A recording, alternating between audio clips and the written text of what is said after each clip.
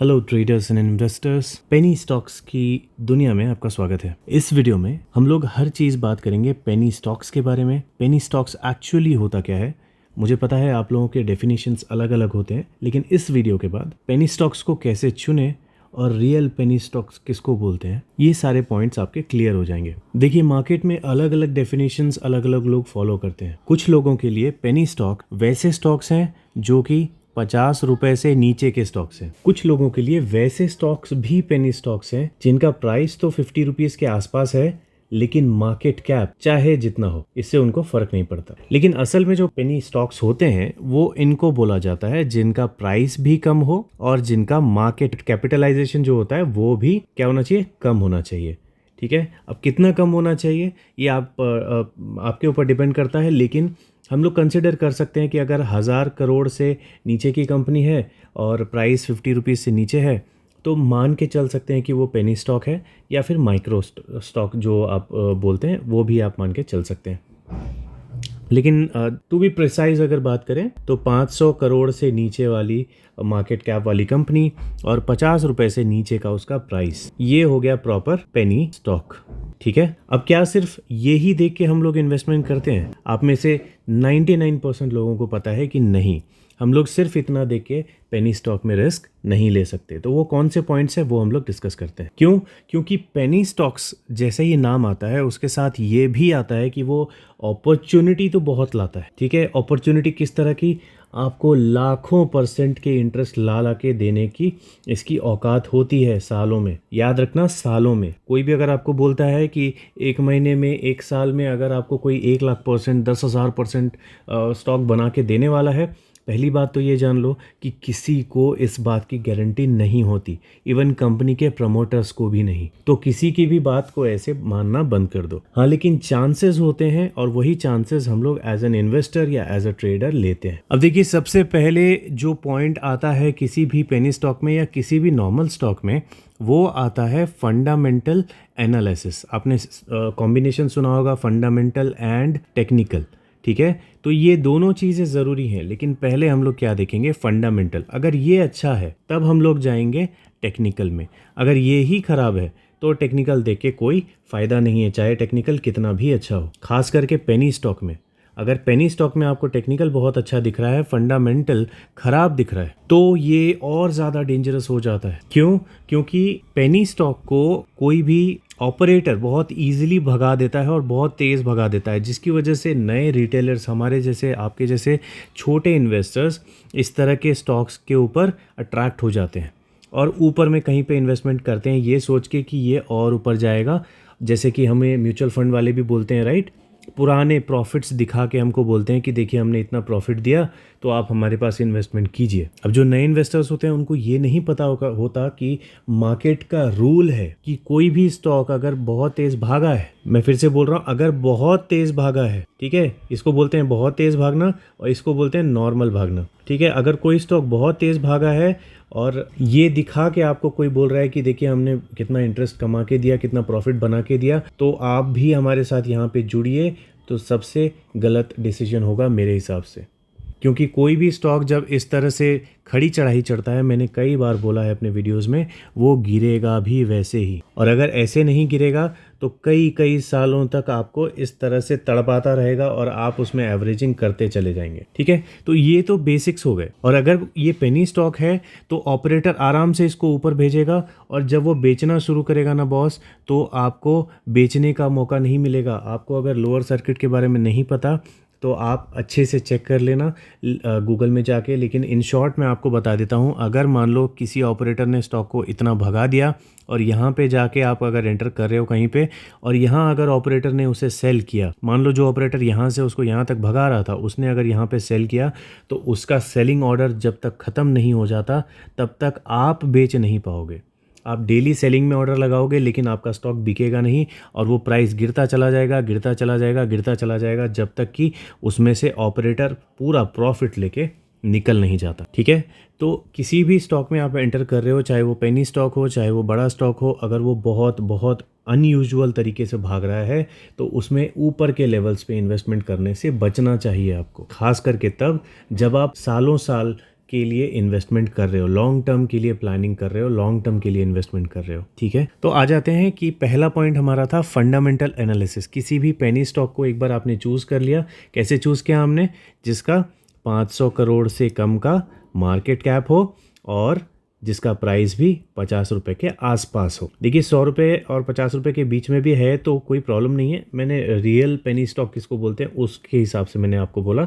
तो आप 50 रुपये से नीचे वाले कंसिडर कर सकते हो या 50 से 100 भी करना चाहते हो तो कर सकते हो। तो इसमें सबसे पहले हमको देखना है क्या, फंडामेंटल एनालिसिस।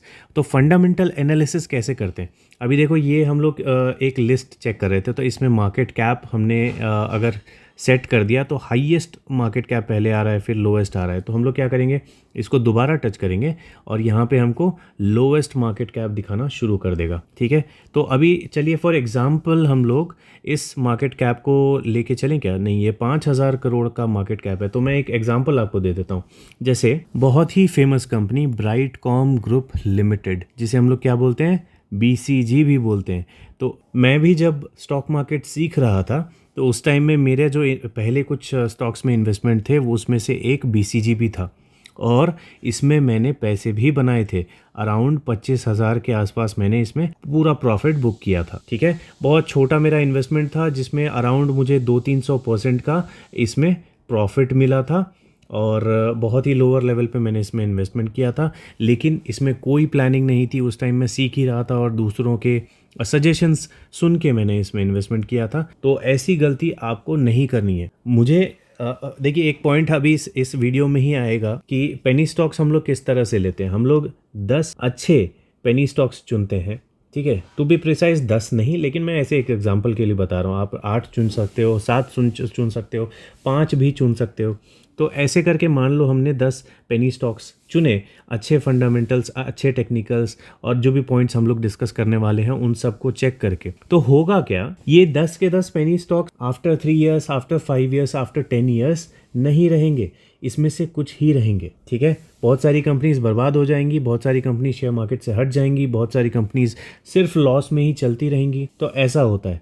लेकिन इसमें से 1 या 2 ऐसी कंपनीज होंगी जो बहुत बहुत अच्छा आपको प्रॉफिट बना के देंगी और बाकी की जो 8 कंपनीज होंगी वो आपको लॉस करके देंगी, ठीक है। लेकिन ये जो 2 कंपनीज होंगी ये आपको जो प्रॉफिट बना के देंगी ना, वो इस लॉस को भी कवर करेगा और उसके ऊपर में आपको प्रॉफिट भी बना के देगा। तो पेनी स्टॉक में इन्वेस्टमेंट करने का मेन मोटो जो होता है वो यही होता है। अब इसमें लॉस हमें कम हो उसके लिए हम लोग क्या करेंगे, इसकी भी स्ट्रैटेजी मैं आपको इसमें बताऊंगा।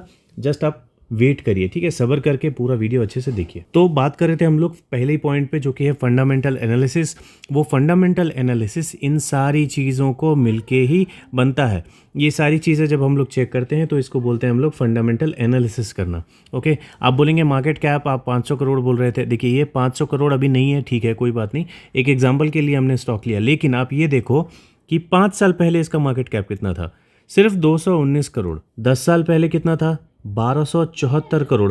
तो क्या आपको ऐसी स्टॉक में इन्वेस्टमेंट करना चाहिए जिसका मार्केट कैप 10 साल से 5 साल में कम हो गया, वो भी इतना कम। उसके बाद देखिए 3 साल में कितना था, 148 करोड़।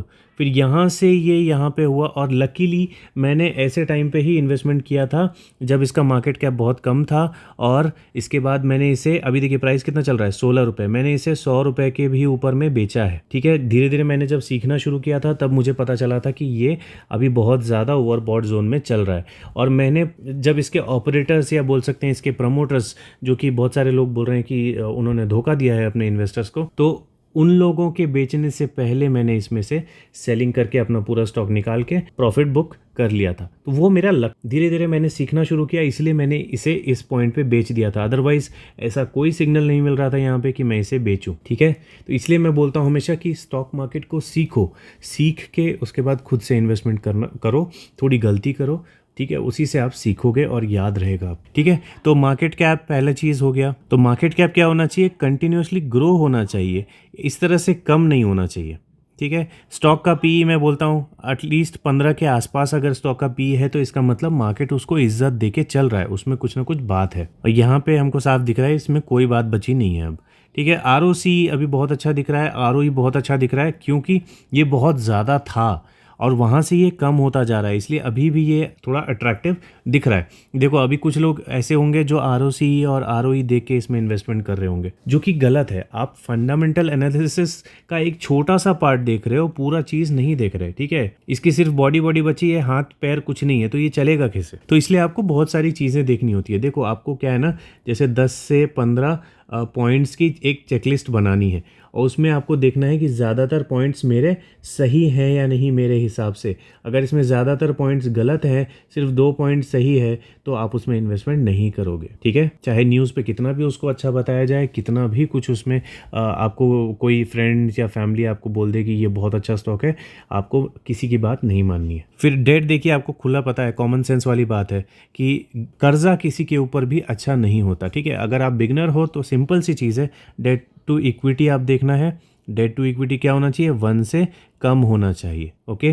तो ये सिर्फ उस इंडस्ट्री में हम लोग इग्नोर करेंगे जो फाइनेंस से रिलेटेड है या फिर रियल एस्टेट से रिलेटेड है, क्योंकि इन दोनों इंडस्ट्रीज़ में पैसा उधारी में लेके उसके बाद प्रोजेक्ट्स किए जाते हैं या फिर लोन्स दिए जाते हैं। तो इसलिए हमेशा ये आपको 1 से ऊपर मिलेगा, किस में? फाइनेंशियल कंपनीज़ में, बैंकिंग वगैरह में और रियल एस्टेट वाली कंपनीज़ में। एक चीज़ और बताना था मुझे, अगर ROCE और ROE आप देख रहे हो तो ये 15% के आसपास रहने पे अच्छा रहता है, ठीक है। किसी भी स्टॉक का अगर ये 15% के आसपास है तो ये अच्छा माना जाता है। लेकिन इनकेस अगर ये कोई फाइनेंस वाली कंपनी है तो 10% भी चलेगा, लेकिन इससे कम ये नहीं होना चाहिए। प्रमोटर्स होल्डिंग 50% से ऊपर रहती है तो अच्छा माना जाता है। उसमें ऐसा फील होता है कि प्रमोटर्स ज़्यादा प्रॉफिट या लॉस बनाएंगे, इस बात का उनको कॉन्फिडेंस है कि कंपनी में वो लोग मतलब काम करेंगे, ठीक है। अगर 50% से ज़्यादा वो लोग होल्ड कर रहे हैं तो उनके ऊपर भी प्रेशर रहता है कि हमारा पैसा ज़्यादा लगा हुआ है, हमको इसमें काम करना है और ग्रोथ लेके आनी है।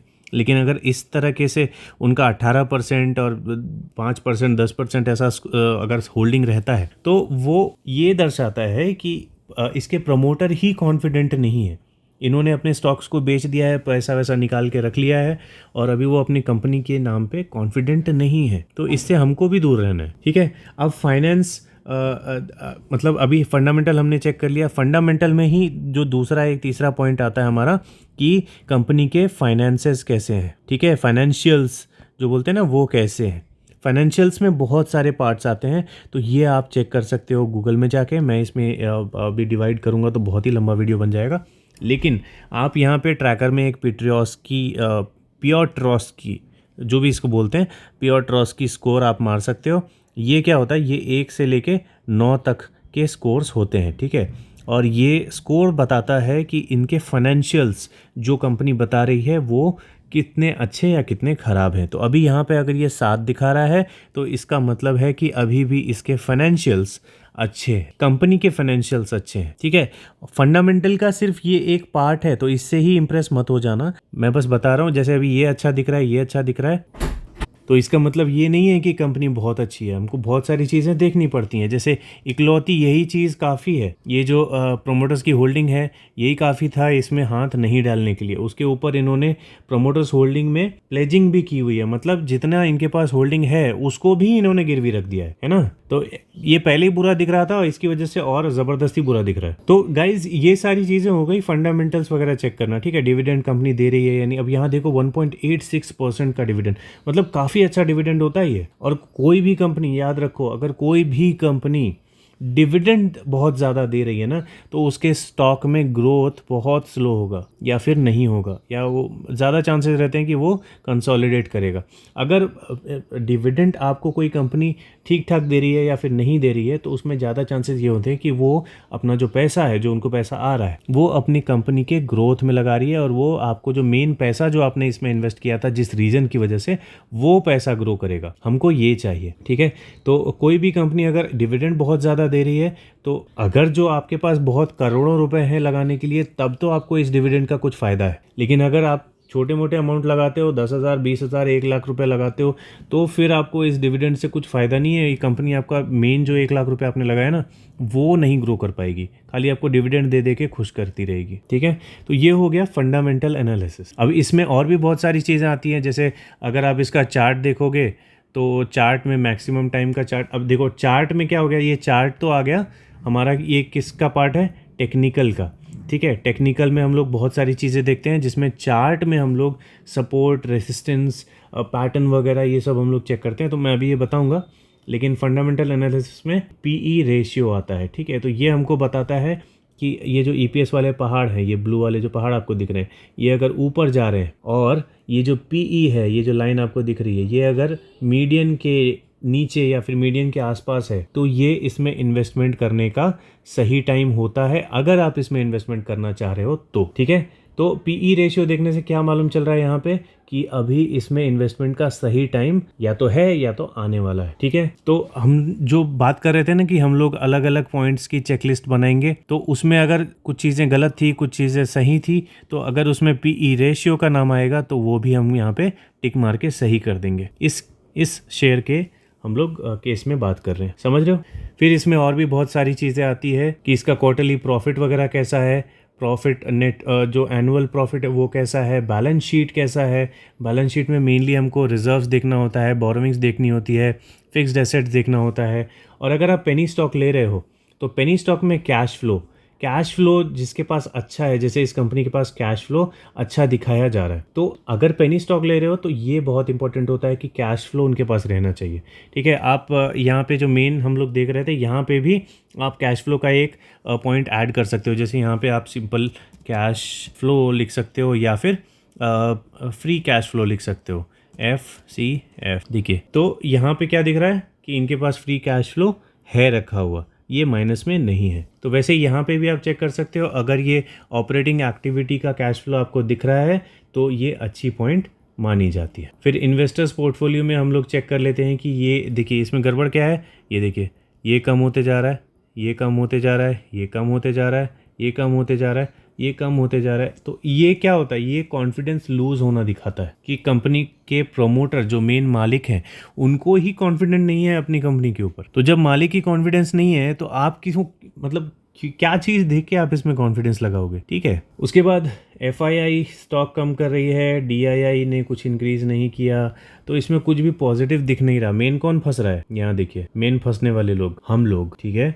छोटे रिटेलर्स। तो ये पार्ट्स जो थे ये थे फंडामेंटल एनालिसिस के पार्ट। अब सेकंड हम लोग बात करेंगे टेक्निकल एनालिसिस पे। लेकिन उससे पहले मैं आपको ये बता दूं कि ये जो quarterly result, profit and loss वगैरह वगैरह जो आते हैं, इसको बोलते हैं फाइनेंशियल परफॉर्मेंस। ठीक है, तो ये फाइनेंशियल परफॉर्मेंस फंडामेंटल का ही पार्ट है और ये हमारा सेकेंड स्टेप होना चाहिए। फर्स्ट स्टेप क्या होना चाहिए, मैनेजमेंट को चेक करना। ठीक है, तो जैसे मैनेजमेंट हमने यहाँ इन्वेस्टर्स पोर्टफोलियो में चेक किया कि वो कितने कॉन्फिडेंट हैं, उसके बाद मैनेजमेंट में कौन कौन है। अब मैनेजमेंट क्यों इंपॉर्टेंट होता है, देखिए मैनेजमेंट में क्या होता है, जैसे कुछ लोग होते हैं, जैसे फॉर एग्जांपल रिलायंस को ही मान लो। अब रिलायंस में क्या है, अंबानी साहब ही हैं जो पूरी कंपनी को मैनेज कर रहे हैं, राइट। तो अंबानी चाहे तो कंपनी को डुबा सकता है, अंबानी चाहे तो कंपनी को निखार सकता है। तो जब भी कोई ऐसी कंपनी हो जिसके ऊपर, मतलब जो कि एक आदमी के ऊपर डिपेंडेंट हो, तो वो कंपनी कंपेयर टू दूसरी कंपनी जहाँ पे एक मैनेजमेंट है, प्रॉपर मैनेजमेंट, जिसमें बहुत सारे डायरेक्टर्स हैं, बहुत सारे VPs हैं, और सारे के सारे जब डिसीजन एक मत होके लेते हैं तब कोई डिसीजन पास होता है, तो वैसी कंपनी ज़्यादा अच्छी मानी जाती है ऐसी कंपनी के कंपैरिजन जिसमें एक आदमी, सिंगल आदमी डिसीजन मेकर हो या एक फैमिली डिसीजन मेकर हो। ठीक है, तो ये हो गई बात मैनेजमेंट की। मैनेजमेंट में जो लोग हैं वो कितने एक्सपीरियंस्ड हैं, उनका पास्ट परफॉर्मेंस कैसा है, ये सारी चीज़ें, बहुत सारी चीज़ें जो है मैनेजमेंट के पार्ट में आती हैं। तो ये भी फंडामेंटल एनालिसिस में फाइनेंशियल परफॉर्मेंस का एक पार्ट होता है। ठीक है, अब फाइनेंशियल्स में मैंने आपको बता दिया, quarterly profit, annual profit, balance sheet, cash flow होना चाहिए, ये सारी चीज़ें आती हैं। अब इसके बाद हमको देखना है कि ये कंपनी कौन सी इंडस्ट्री की है। तो ये पेयर्स पे जब आप क्लिक करोगे स्क्रीनर में जाके, तो यहाँ पे ये इंडस्ट्री आपको मिलेगी कि IT इंडस्ट्री और ये कंप्यूटर सॉफ्टवेयर मीडियम जो भी है। ठीक है, तो ये इस इंडस्ट्री से बिलोंग करता है। तो आपको क्या देखना है कि ये इंडस्ट्री का क्या स्कोप है। ठीक है, या फिर जिस इंडस्ट्री में ये कंपनी काम करती है उस इंडस्ट्री में इस कंपनी का क्या लेवल है। ठीक है, इस कंपनी का क्या स्कोप है, क्या कंपटीशन लेवल है, तो इसमें इन्वेस्टमेंट करने पे कुछ चांसेस हैं या हैं क्या। अगर ये कोई मोनोपोली है इसके पास तो वो एक एडवांटेज माना जाएगा। क्लाइंटेल इसका चेक कर सकते हैं, अगर वो बहुत अच्छे हैं तो वो एक एडवांटेज माना जाएगा। तो इस तरह से हम लोग क्या करते हैं, कंपैरिजन करते हैं इसकी इंडस्ट्री का। अब मान लो इंडस्ट्री ही कुछ ऐसी है जो अब चलने वाली नहीं है। मान लो मोबाइल, जैसे नोकिया वाला आपने एग्जांपल कितने ही बार सुन लिया होगा। तो अगर मोबाइल इंडस्ट्री में है और उस इंडस्ट्री में ऐसी कंपनी है जो स्मार्टफोन नहीं बनाती, तो आप उस इंडस्ट्री में मतलब इन्वेस्टमेंट करना चाहोगे? नहीं करना चाहोगे, राइट? अब सोचो वो स्टेज एक होगा, कोई ऐसा भी साल होगा जब नोकिया का पुराना परफॉर्मेंस लोग देख रहे होंगे तो ऐसा दिख रहा होगा, ठीक है। लेकिन इस स्टेज पे और इस स्टेज पे लोगों ने स्मार्टफोन्स आने की बात सुन ली होगी, लेकिन वहाँ पे भी नोकिया ने कुछ भी इनोवेशंस नहीं किए। तो भी लोग होंगे जो यहाँ पे इन्वेस्टमेंट कर रहे होंगे ये सोच के कि नोकिया है और उसका प्रीवियस परफॉर्मेंस वगैरह ऐसा है। तो इसीलिए जो इंडस्ट्री है और इंडस्ट्री में जो कंपनी का काम है वो देखना भी बहुत इंपॉर्टेंट है कि फ्यूचर प्रॉस्पेक्ट्स क्या है, प्लानिंग्स वगैरह क्या है, कौन सी इंडस्ट्री में है, इंडस्ट्री में क्या ग्रोथ प्लान्स हैं। तो ये सारी चीज़ें देखना भी ज़रूरी होता है। देखिए, अगर कोई कंपनी ऑलरेडी प्रूव्ड है, मार्केट कैप बहुत अच्छा है, कंपनी को ऑलरेडी लोग जानते हैं, जैसे टाटा एलेक्सी हो गया, पर्सिस्टेंट हो गया, ऑरिकल हो गया, है ना, कोफोर्ज हो गया, केपीआईटी, तो इन सब को सब जानते हैं, ये अपने आप को प्रूव कर चुके हैं। तो इसमें इतनी सारी चीज़ें देखने की ज़रूरत नहीं पड़ती हैं। हम लोग इतना डिस्कशन इसलिए कर रहे हैं क्योंकि ये पेनी स्टॉक की बात कर रहे हैं हम लोग। तो अगर पेनी स्टॉक आपको 10 रुपये का अगर 10,000 बना के देने वाला है तो उसके लिए आपको इतना मेहनत करना जो है वर्थ है। इसीलिए हम लोग इतनी मेहनत करेंगे और यही 10 रुपये ज़ीरो भी बन सकते हैं अगर आप ये मेहनत ना करो तो, ठीक है। अब ये सारी चीज़ें डिस्कशन होने के बाद आते हैं हम लोग इसके चार्ट में, और ये है इसका टेक्निकल पार्ट। ओके, अब टेक्निकल पार्ट में सबसे पहली चीज़ जो लोग देखते हैं वो होता है इसका वॉल्यूम, ठीक है। वॉल्यूम हम लोग कहाँ देखेंगे? पी रेशियो के चार्ट में नहीं, हम देखेंगे प्राइस के चार्ट में। तो ये हम लोग मैक्सिमम टाइम का इसका प्राइस देख रहे हैं। अभी देखिए, एक नज़र में ही मैं बता रहा हूँ कि ये लॉन्ग टर्म इन्वेस्टर्स के लिए इस तरह के स्टॉक नहीं होते, ठीक है। तो ये मैंने आपको फॉर एग्जांपल बता दिया। अब पहली चीज़ मैंने बोला वॉल्यूम देखने के लिए, तो आप अपने कैंडल वाले चार्ट में भी देखेंगे तो भी आपको वॉल्यूम्स दिख जाएंगे, वहाँ पे इंडिकेटर आप सेट कर देंगे। तो अब यहाँ स्क्रीनर पे ये जो आपको दिख रहे हैं ना, ये छोटे छोटे बीच बीच में पहाड़ लंबे लंबे होते जा रहे हैं, तो ये है वॉल्यूम्स, ठीक है। जैसे यहाँ पे वॉल्यूम नहीं है, यहाँ पे वॉल्यूम बहुत ज़्यादा है। तो इस तरह के स्टॉक में वॉल्यूम्स कम ज़्यादा होते रहता है, ठीक है। अभी देखिए, यहाँ के कंपैरिजन में यहाँ वॉल्यूम है कि नहीं, अब यहाँ के कंपैरिजन में यहाँ वॉल्यूम ज़्यादा है कि नहीं, है कि नहीं। तो वॉल्यूम्स अगर ज़्यादा हैं तो ख़ास तौर पे जो मोमेंटम वाले इन्वेस्टर्स होते हैं उनको ज़्यादा फ़ायदा होता है। अब अगर देखिए, अगर आप लॉन्ग टर्म इन्वेस्टर हो ना, आप मेरे से सहमत नहीं भी हो सकते हो, लेकिन सही टाइम जो इन्वेस्टमेंट करने का होता है अच्छे स्टॉक्स में, इस तरह का स्टॉक नहीं। कोई स्टॉक ऐसा है जो ऐसे जा रहा है फिर गिर रहा है, इतना थोड़ा सा फिर जा रहा है, फिर थोड़ा सा गिर रहा है, फिर जा रहा है, फिर थोड़ा सा गिर रहा है। तो आपको क्या है, नॉर्मली जो वॉल्यूम्स आप देखोगे ना, तो इस गिरावट के टाइम पे वॉल्यूम्स बहुत कम मिलेंगे, इसीलिए गिरावट हो रही है। तो मेरी थॉट ये रहती है कि जब भी वॉल्यूम कम है तो इन्वेस्टमेंट करने पे, यहाँ पे अगर वो कंपनी आगे बढ़ती है तो इधर अगर मैंने इन्वेस्टमेंट किया है, आपने इधर इन्वेस्टमेंट किया है, तो आपको कम प्रॉफिट होगा, मुझे ज़्यादा होगा। अब इस तरह का स्टॉक जो कंसिस्टेंट नहीं है, वोलाटाइल है बहुत ज़्यादा, और जिसके मैनेजमेंट में कुछ श्योरिटी नहीं है, इस तरह के स्टॉक में क्या होता है, इस तरह के वॉल्यूम जब कम थे तब आप अगर इन्वेस्टमेंट करोगे तो आप फंस जाओगे। देखो, यहाँ पे इन्वेस्टमेंट किया तो फंस गए लोग, ठीक है। तो इस तरह के स्टॉक में सब कुछ उल्टा ही होता है, मतलब अनप्रेडिक्टेबल होता है।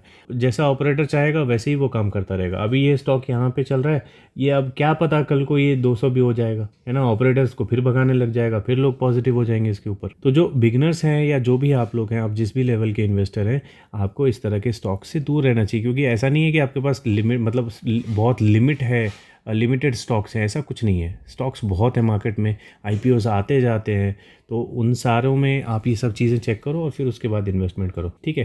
लेकिन अब जो कॉमन थ्योरीज फॉलो होती है मार्केट में, मैं वो आपको बता रहा हूँ वॉल्यूम से रिलेटेड। बहुत सारे जो बड़े इन्वेस्टर्स होते हैं वो वॉल्यूम जब कम रहता है ना तभी इन्वेस्टमेंट करते हैं, ताकि जब वॉल्यूम्स आए तो उनको बहुत अच्छे प्रॉफिट्स हो। अभी अगला पॉइंट आता है वॉल्यूम के बाद चार्ट पैटर्न्स का, ठीक है। चार्ट पैटर्न्स क्या होते हैं? अभी देखिए, ये एक पैटर्न है कि ये ऊपर जा रहा है, ओके, ये एक पैटर्न में ऊपर जा रहा है। तो ये पैटर्न जब यहाँ पे ब्रेक हुआ तब लोगों को पता चल गया कि अब ये नीचे गिरेगा, ठीक है। तो जिन लोगों को इसमें प्रॉफिट बुक करना था उन्होंने प्रॉफिट बुक कर लिया, जिन लोगों को इसे होल्ड करना था उन्होंने होल्ड किया, लेकिन होल्ड करने वालों का कोई प्रॉपर रीज़न, मतलब कोई ऐसा टेक्निकल प्लानिंग नहीं था, ठीक है। ये स्टॉक अच्छा है। अभी ये कौन सा स्टॉक है वैसे? ये हरिओम पाइप है, ठीक है। हम लोग हरिओम पाइप का एग्जाम्पल ले रहे हैं। ये एक पेनी स्टॉक नहीं है, लेकिन हम लोग एक पैटर्न का एग्जांपल ले रहे हैं, ठीक है। तो अब इसमें ये एक पैटर्न हो गया, और भी बहुत सारे पैटर्न होते हैं। आपने ब्रेकआउट सुना होगा, ब्रेक डाउन सुना होगा। तो ये जो इस तरह से यहाँ नीचे गिरना शुरू हुआ, तो ये हो गया क्या, ब्रेक डाउन। तो इसको भी एक पैटर्न बोलते हैं। फिर आपने कप एंड हैंडल सुना होगा। कप एंड हैंडल क्या होता है? कप एंड हैंडल एक बहुत अच्छा ब्रेकआउट का एक पैटर्न होता है। मान लो अगर ये यहाँ से ऐसे गिरता और ऐसे गोल घूमते हुए यहाँ पे आता, फिर यहाँ से इसमें क्या है, ये रेसिस्टेंस है। तो यहाँ से अगर ये आपको एक फिर से नीचे जाता हुआ दिखता, और अगर बहुत नीचे नहीं जाके यहीं से घूम जाता, तो इसको बोलते हैं क्या, कप एंड उसका हैंडल, ठीक है। तो यहाँ पे ब्रेकआउट होने के बाद बहुत इसमें तेज़ी आती है। ओके, तो इसको बोला जाता है कप एंड हैंडल ब्रेकआउट। तो इस तरह का कुछ बन रहा है क्या, आपको वैसा देखना पड़ेगा। फिर ट्रायंगल बोलते हैं, ठीक है। तो इस तरह के ऊपर जाते हुए पैटर्न में अगर इस तरह के कुछ आपको पैटर्न्स बनते हुए दिखते हैं, तो ये सब क्या होता है, इन्वेस्टमेंट का मौका होता है, ठीक है। तो अब हो गया हमारा फंडामेंटल डिस्कस, अब हो गया हमारा टेक्निकल डिस्कस, और अब इसके बाद हम लोग क्या चेक करेंगे, इसके बाद हम लोग चेक करेंगे न्यूज़ वगैरह। ओके, तो इसमें जब दोनों चीज़ें जब अच्छी हैं, उसके बाद हम लोग न्यूज़ चेक करेंगे कि मार्केट में कोई भी न्यूज़ इसके बारे में है क्या, अगर है तो वो पॉजिटिव है क्या, उसमें कुछ नेगेटिव भी है क्या, तो उस चीज़ को हम लोग जज करेंगे। लेकिन सिर्फ इसके बाद ही हम लोग इन्वेस्टमेंट नहीं करेंगे, उसके बाद हम लोग इसके मैनेजमेंट के अनाउंसमेंट्स वगैरह जो होते हैं, चाहे वो रिटर्न हो, चाहे वो कोई इंटरव्यू हो, ये सब हम लोग ढूंढने की कोशिश करेंगे, ठीक है। तो न्यूज़ सेक्शन में हमको क्या देखना है, न्यूज़ में हमको पहले तो वो देखना है जैसे जी न्यूज़ पे आता है, और भी CNBC पे आता है, और जो भी बहुत सारी न्यूज़ चैनल पे जो एंकर्स बैठ के डिस्कशन करते हैं, तो उसमें हमको सुनना है कि क्या बात हो रही है शेयर के बारे में, है ना। यूट्यूब वगैरह में आप चेक कर सकते हो उनके डिस्कशंस का रिकॉर्डिंग। उसके बाद हमको कंपनी के जो प्रमोटर्स हैं, जो कंपनी के मेन मालिक हैं, मैनेजमेंट वगैरह है, सीनियर्स हैं, वो लोग क्या बोलते हैं अपने प्लान्स के बारे में, फ्यूचर प्लान्स के बारे में, ग्रोथ प्लान्स के बारे में, तो उसको आपको कंसिडर करना है। अब आता है लास्ट पार्ट, लेकिन बहुत ही ज़्यादा इम्पॉर्टेंट पार्ट, जिससे आप अपने नुकसान को कम कर सकते हो, प्रॉफिट्स को बढ़ा सकते हो। अब बीच में हमने डिस्कशन किया था कि फॉर एग्जांपल हम लोग अगर 10 पेनी स्टॉक्स लेते हैं, तो उसमें से 1 या 2 ही होंगे जो हमको प्रॉफिट बहुत ज़्यादा बना के भी देंगे, और जो बाकी के 8 स्टॉक्स हैं उनके लॉसेस को कवर भी कर देंगे, ठीक है। इसे कवर भी कर देंगे और प्रॉफिट्स भी बना के उसे हम लोग बढ़ाते रहेंगे। तो ये कैसे होगा? ये होगा स्टॉप लॉस के साथ। अभी मान लो अगर आप लॉन्ग टर्म इन्वेस्टर हो, तो आपको क्या करना है, मान लो आपने किसी स्टॉक में इन्वेस्टमेंट किया, ठीक है। अभी यही 10 स्टॉक है, इनमें आपने इन्वेस्टमेंट किया, तो उसमें आपको क्या करना है, अभी फॉर एग्जांपल अभी ये चार्ट लेके चलते हैं, ठीक है। तो ये चार्ट हमने मान लो यहाँ पे इन्वेस्टमेंट किया, अब ये ऊपर गया, एक जब अच्छा खासा प्रॉफिट आ गया, फॉर एग्जांपल 5 रुपये पे आपने इन्वेस्टमेंट किया, ये बढ़ के अगर 7 रुपये हो गया, तो आप क्या करोगे, 6 रुपये का स्टॉप लॉस लगा लोगे, ठीक है। 6 रुपये का या फिर 5.5 रुपये का स्टॉप लॉस लगा लोगे। स्टॉप लॉस का क्या मतलब है कि ये यहाँ से जब गिरेगा, तो 5.5 रुपये से ऊपर तक ही गिरे, इसके नीचे या यहाँ पर ना आए। अगर ये यहाँ पे आता है, तो हम लोग ये अज्यूम करेंगे कि शायद ये यहाँ से और ज़्यादा नीचे गिरेगा, क्योंकि ये पेनी स्टॉक है। तो 5.5 रुपये पे भी हमारा क्या होगा, 50 पैसे का हमारा प्रॉफिट हो जाएगा, ठीक है। ये एक एग्जाम्पल है सिर्फ। तो इसको बोलते हैं स्टॉप लॉस, जिन लोगों को नहीं पता। तो आप अपने लॉसेस को कम कैसे करोगे, तो जो 8 कंपनीज आपको लॉस देने वाली है, उसमें आप स्टॉप लॉस लगा के क्या करोगे, या तो कम प्रॉफिट में आप काम चला लोगे, राइट, या फिर थोड़ा बहुत लॉस लेके आप एग्जिट कर दोगे, ओके, एग्जिट कर जाओगे। तो इसमें बहुत बड़े लॉसेस नहीं होंगे। लेकिन जो बाकी 2 कंपनीज़ हैं, वो क्या करेंगी, वो ऊपर जा रही होंगी, ठीक है। उसमें भी स्टॉप लॉस हम लोग लगाएंगे, लेकिन वो उतना गिरेगी नहीं। ये 8 कंपनीज़ क्या होंगी, ये गिर जाएंगी आपके स्टॉप लॉस के लेवल पर, लेकिन ये 2 कंपनीज़ वहाँ नहीं गिरेंगी, फिर वो ऊपर जाएंगी। तो अब ये मान लो 7 रुपये से ऊपर चला गया, अब ये 9 रुपये पे आ गया, तो इस स्टॉप लॉस को हम लोग बढ़ा के 8 रुपये पे या 6.5 रुपये पे, 7.5 रुपये पे हम लोग कर देंगे। फिर ये 9 रुपये से बढ़ के जैसे 15 रुपये होता है, तो हम लोग इस स्टॉप लॉस को और ऊपर बढ़ा देंगे। तो इस तरह से हम लोग क्या करेंगे, स्टॉप लॉस को ऊपर लेके जाते रहेंगे। तो इस टर्म में क्या होगा, इसमें मान लो 10 कंपनीज़ में अगर कोई भी एक पेनी स्टॉक या 2 पेनी स्टॉक लॉन्ग रन में बहुत अच्छा बिजनेस बन जाता है, तो उसमें आपको बहुत बहुत ज़्यादा प्रॉफिट्स हो सकते हैं। आप कई सारे एग्जांपल्स ले सकते हैं जहाँ पे आराम से लोगों ने 5,000%, 10,000% इतने भी प्रॉफिट्स बनाए हैं, लेकिन ये पॉसिबल माइक्रो कैप में एंड पेनी स्टॉक में ही होता है। ठीक है, तो अपने स्टॉप लॉस को मेंटेन करना सीखिए और मेक श्योर कि जो आप इन्वेस्टमेंट कर रहे हो, ठीक है, जिस भी इंडस्ट्री में इन्वेस्टमेंट कर रहे हो वो एक ही इंडस्ट्री में आप पैसे ना लगाओ, अलग अलग इंडस्ट्री में आप पैसे लगाओ। जैसे आपने थोड़े स्टॉक स्टील में लगा दिए, थोड़े आपने फाइनेंस में लगा दिए, थोड़े आपने बैंकिंग में लगा दिए, थोड़े आपने फार्मास्यूटिकल में लगा दिए, एफएमसीजी में लगा दिया, ठीक है, बहुत अच्छा स्टॉक होता है, केमिकल में लगा दिया, ये भी सेक्टर सबसे ज़्यादा प्रॉफिट देता है। तो आप अलग अलग इंडस्ट्री में अगर लगाओगे तो इसको बोलते हैं हम लोग क्या, डाइवर्सिफिकेशन। तो ये डाइवर्सिफिकेशन बहुत ज़्यादा ज़रूरी होता है, क्योंकि हो सकता है कि कंपनी के जैसे पॉलिटिकल कुछ चेंजेस होने की वजह से या इंटरनेशनल कुछ चेंजेस होने की वजह से किसी एक सेक्टर में कई सालों का प्रेशर आ जाए। ठीक है, तो इसको आपको क्या करना पड़ेगा, या तो एग्जिट करना पड़ेगा या तो होल्ड करना पड़ेगा कई कई सालों तक। ठीक है, तो उस टाइम में दूसरी इंडस्ट्री काम करनी चाहिए। अगर आपके पास एक ही इंडस्ट्री है, मान लो सिर्फ एक केमिकल इंडस्ट्री ही आपने रखी हुई है, और केमिकल इंडस्ट्री जैसे अभी चाइना की आप देख रहे हो कि मार खा रही है ना, तो अगर वैसे आपके चुने हुए स्टॉक अगर मार खा जाते हैं पूरे के पूरे, तो आपका पोर्टफोलियो का क्या होगा, कुछ नहीं होगा, वो बिल्कुल नेगेटिव में चला जाएगा, है ना। तो इसीलिए डाइवर्सिफिकेशन भी बहुत ज़्यादा ज़रूरी होता है। ठीक है, तो ये सारी पॉइंट्स हैं जो आप एक पेनी स्टॉक लेने के टाइम पे कंसिडर करोगे। ठीक है, पेनी स्टॉक का डेफिनेशन हमने डिस्कस कर लिया, फाइनेंशियल डिस्कस कर लिया, फंडामेंटल डिस्कस कर लिया, जिसमें फाइनेंशियल्स एंड बाकी सारी चीज़ें आती हैं, फिर टेक्निकल डिस्कस कर लिया, उसके बाद हमने स्टॉप लॉस वगैरह भी डिस्कस कर लिया, और भी बहुत सारी चीज़ें डिस्कस की। और आई होप कि इस वीडियो के बाद आपको एक पेनी स्टॉक को पहचानने में और सही पेनी स्टॉक को चुनने में और उसमें से सही टाइम में निकलने में, दोनों में हेल्प हो जाएगी। ठीक है, आपके कुछ क्वेश्चंस हैं तो कमेंट सेक्शन में आप लिख के पूछ सकते हो, मैं उसका रिप्लाई ज़रूर दूंगा, और नहीं तो आप टेलीग्राम चैनल ज्वाइन करके उसमें भी क्वेश्चन पूछ सकते हो। इस वीडियो में इतना ही, मिलते हैं अगली वीडियो में।